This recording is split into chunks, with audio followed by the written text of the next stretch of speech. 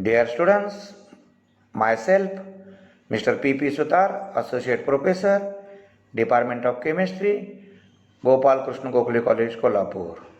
Students, in the previous lecture, we have studied the introduction to ultraviolet and visible spectroscopy and then Beer-Lambert law. Now, here we are proceeding further.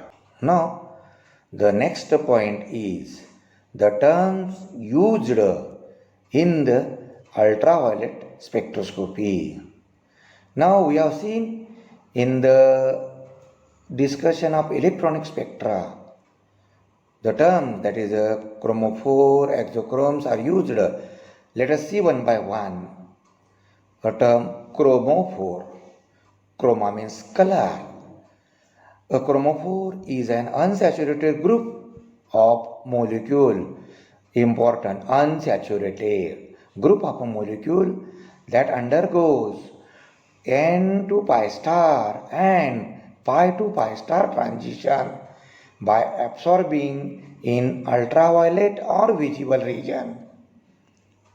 The compounds containing chromophore are called chromogen. That is, the compound containing chromophore group are called chromogen. Now here the table is given where what is a chromophore? That is, which group is a chromophore group? What is the compound? That is chromogen. In which solvent it absorbs the wavelength, and what is the type of transition. Of course, unsaturation must be there, and therefore the first unsaturated compound is alkene, that is a olefinic bond, that is double bond, and therefore C6H13 CH double bond CH2. In presence of solvent normal heptane, it absorbs 177 nanometer at max, that is lambda max, and the transition occur from pi to pi star. Again, when alkynes are present are chromophoric groups in the chromogen like C5H11 C triple bond C CH3. In the same solvent there are different types of absorptions, but again the transition occur in pi to pi star, because here only pi electrons are there. Pi bonds, pi electrons. The next variety of chromophoric group is a carbonyl compound. Carbonyl compound contains, what it is contains? CO group, and oxygen contains lone pair, that is a non-bonded electrons, and therefore the transition from non-bonding to higher energy levels. Let us see in the same solvent for acetone, the lambda max are 186. The transition is N to sigma star. While the transition, what is N? That is non-bonding electrons. And next, when the lambda max is 280, the transition from non-bonded electron, that is N to pi star. What is here?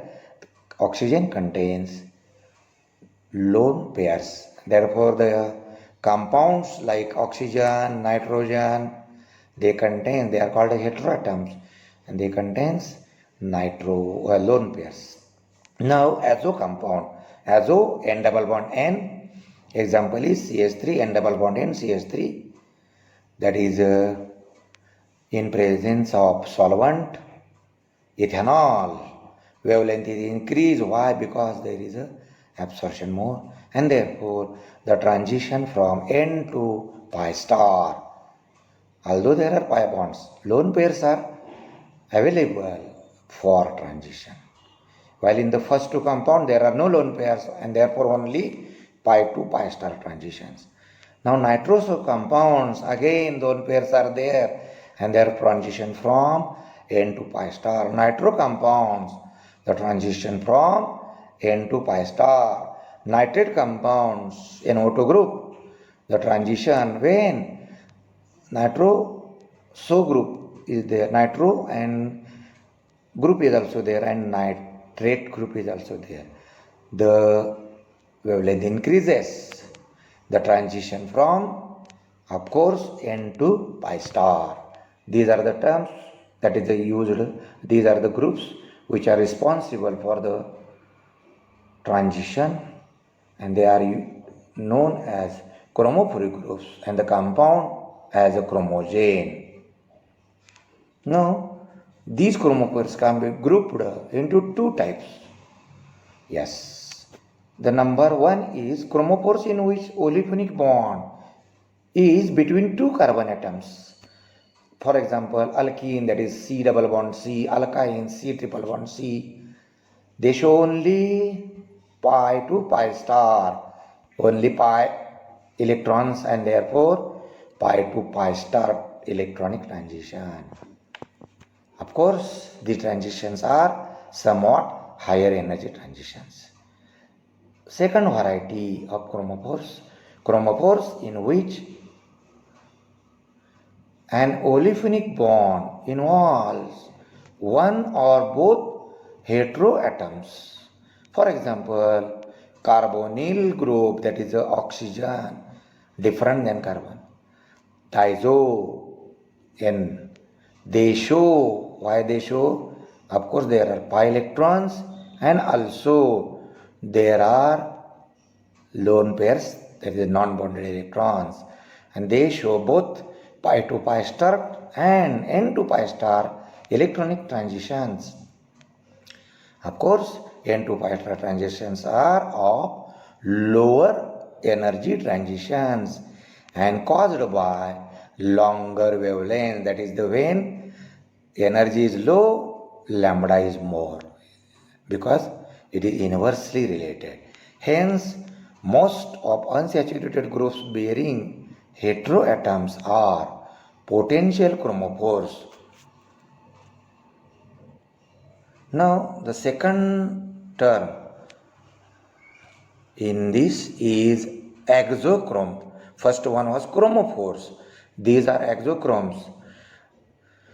They do not absorb any radiation. Yes, exochrome is an atom or saturated group containing non-bonded or lone pair electrons.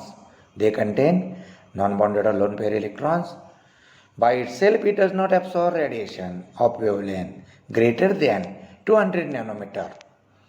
But when coupled to a chromogene, that is compound having chromophoric group, when they are present with that, it shifts the absorption to the longer wavelength and increase the intensity of absorption peak. That is when exochromes are attached to the chromophores, the longer wavelength is absorbed. Some common exochromes are OH group, the hydroxyl OR, thiol SH, chloride, bromide, amine, primary amine, secondary amine. These are the groups. What they contain? They all contain an atom having at least one lone pair of electrons in their p orbital. On the oxygen, on the sulfur, and also on halides, there are lone pairs.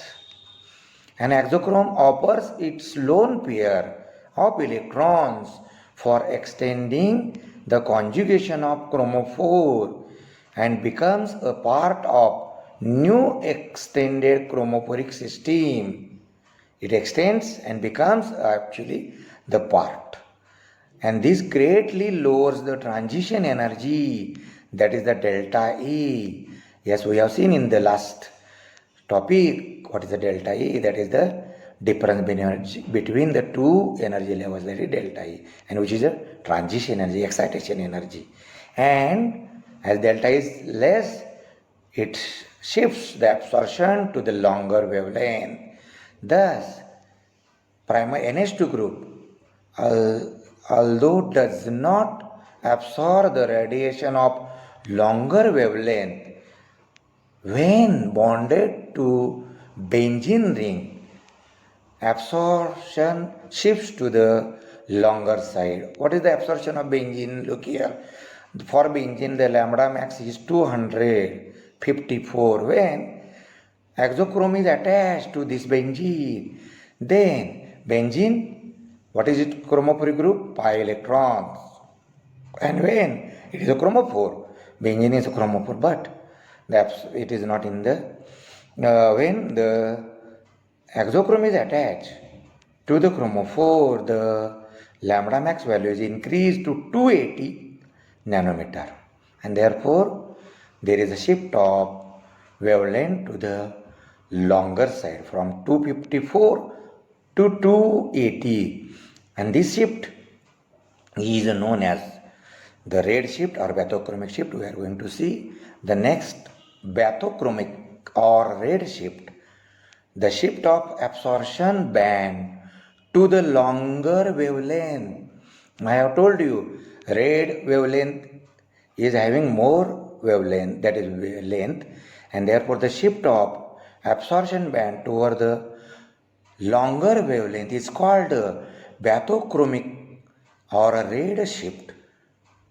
Bathochromic shift can be observed when of course it is observed by chromophores and exochromes are present. The first example when is a nitrobenzene, only chromophore is present, and therefore the lambda max is 268 nanometer.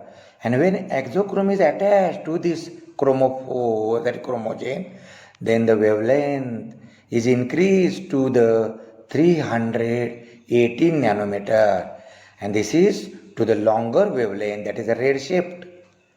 Also when the surround medium is changed, in case of p-nitrophenol, when it is in the alkaline medium, the lone pairs are utilized, and thus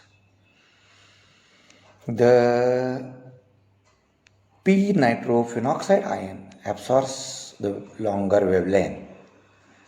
The negative charge oxygen mobilizes its p electrons more effectively than the hydroxyl group, and this enhances resonance and causes a red shift, that is a bathochromic shift. And therefore when the bathochromic shift occurs, when there is a exochrome is attached to the chromogen, and when there is a change in the surrounding medium.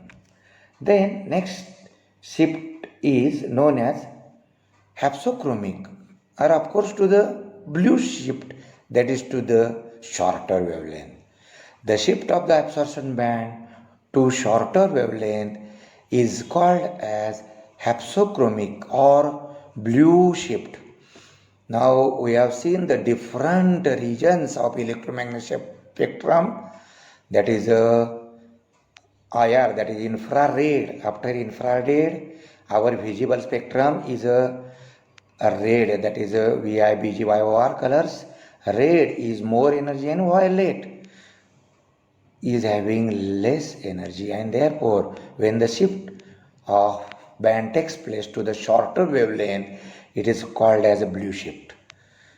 This shift is often noticed when the removal of conjugation, yes, look here, when positive charge is introduced into the molecule, here lone pairs are destroyed, they are utilized in the bond forming. In the aniline, it contains lone pair of nitrogen atom which is available. The lambda max value is 280 nanometers. When it is in the HCl made hydrochloric acid is a medium, these lone pairs are utilized the bonding with chlorine, that is hydrochloric, and thus lambda max decreases, and therefore the shift is known as hypsochromic, that is the blue shift. This is the of course totally reverse to the bathochromic shift. Now the protonation arrests the lone pair of electrons on nitrogen is protonation takes place, and therefore lone pairs is unavailable, and therefore this lowers the resonance. And the next shift is hyperchromic effect. These are the effects.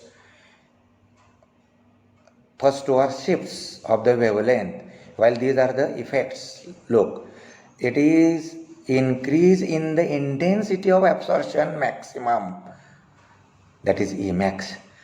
The introduction of exochrome usually increase the intensity of absorption. When exochromes are introduced, Emax increases, hyperchromic effect. Intensity increases. And last one is hypochromic effect.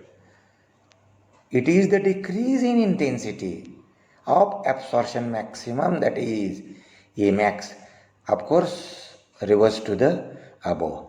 The introduction of group which distort the geometry of the molecule causes hypochromic shift.